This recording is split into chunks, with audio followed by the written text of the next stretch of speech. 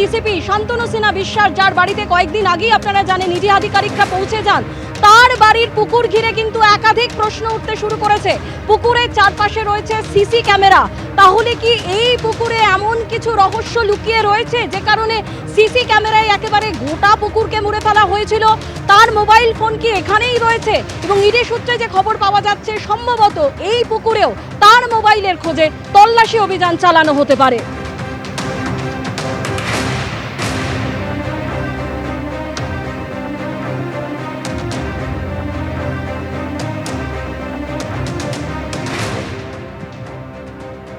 শান্তনু সিনহা বিশ্বাসের প্রাসাদ প্রমোদ যে বাড়ি রয়েছে সেখানে এই মুহূর্তে ইডি তল্লাশি চালাচ্ছে এবং সব থেকে বড় যেটা রহস্য, সেই বাগান বাড়ির মধ্যে রয়েছে একটি পুকুর এবং এই পুকুরকে ঘিরেই কিন্তু রহস্যের দানা বেঁধেছে।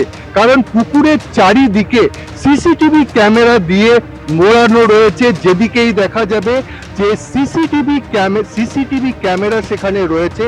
প্রায় 60টি মতো ক্যামেরা দিয়ে এই যে ছোট্ট একটি পুকুর সেটাকে কিন্তু সম্পূর্ণ ঘিরে রাখা হয়েছে এবং যেটা সূত্র মারফত জানা যাচ্ছে যে এই শান্তনু সিনহা বিশ্বাস কিন্তু কলকাতায় বসে বা অন্য কোথাও বসে তার মোবাইল থেকে এই পুকুরের ওপর নজরদারি চালাতো।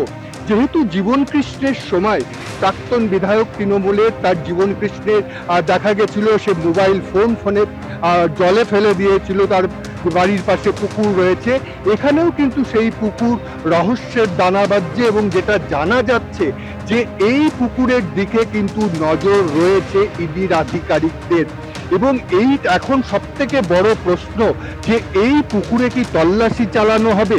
এই পুকুরে ডুবুরি নামিয়ে না জল সম্পূর্ণ সেখান থেকে বাইরে বার করে দেখা হবে যে পুকুরে কিছু রয়েছে নাকি? কারণ নানান প্রশ্ন কিন্তু এই সিসিটিভি ক্যামেরা যেভাবে লাগানো রয়েছে তাতেই কিন্তু এই প্রশ্নগুলো উঠছে। একেবারে পুকুরের যে ঘাট আমরা দেখতে পাচ্ছি সেই ঘাট একেবারে সুন্দর করে বাঁধানো রয়েছে এবং ইডি আধিকারিকদেরও দেখা গেছে এবং পুলিশকেও বারবার দেখা যাচ্ছে এই ঘাটের সামনে আসতে, ছবি তুলছে, সেটাও কিন্তু বারবার করে দেখা যাচ্ছে।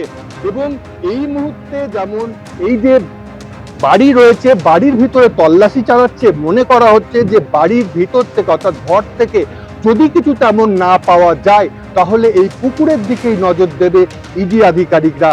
এবং অনেকেই মনে করছে যে এখান থেকেই আরো কিছু তথ্য পেতে পারে বা যে মূল রহস্য এত বড় বাগান বাড়ি তৈরির এবং তার ভেতরের পুকুর, সেখান থেকে কিন্তু সমস্ত রহস্য বেরিয়ে আসতে পারে। মুখ্যমন্ত্রীর কাছে নালিশ জানানো 24 ঘন্টার মধ্যেই তৎপর ইডি। গতকালই আপনারা জানেন মুখ্যমন্ত্রী শুভেন্দু অধিকারীর কাছে এক অশীতিপর বৃদ্ধ প্রবীর মুখোপাধ্যায় পৌঁছে যান এবং সেখানে তিনি এই সিন্ডিকেট অর্থাৎ সোনা পাপ্পু, প্রাক্তন ডিসিপি শান্তনু সিনহা বিশ্বাস এবং জয় কামদার, যারা ইতিমধ্যেই জমি দুর্নীতি মামলায় ইডির হেফাজতে রয়েছেন, তাদের বিরুদ্ধে অভিযোগ জানান এবং তিনি বলেন বহুতল তৈরির জন্য তার কাছ থেকে জমি নিয়ে নেওয়া হলেও 17 লক্ষ টাকা দাবি করা হয়েছে। তিনি এখনো পর্যন্ত ফ্ল্যাট পাননি, তার বদলে তাকে হুমকি হুঁশিয়ারি দেওয়া হয়েছে, একেবারে গান পয়েন্টে রাখা হয়েছে তাকে। গতকালই মুখ্যমন্ত্রীর কাছে অভিযোগ করেন ওই অশীতিপর বৃদ্ধ প্রবীর মুখোপাধ্যায়। ঠিক কি বলেছিলেন তিনি গতকাল শোনাবো।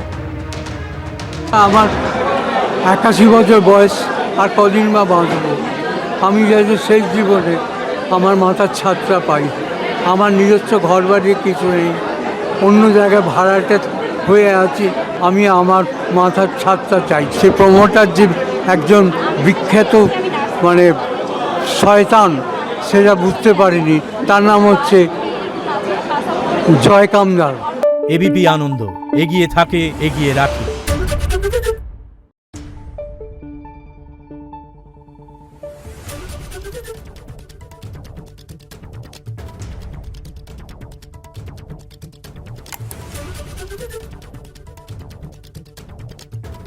Thank you.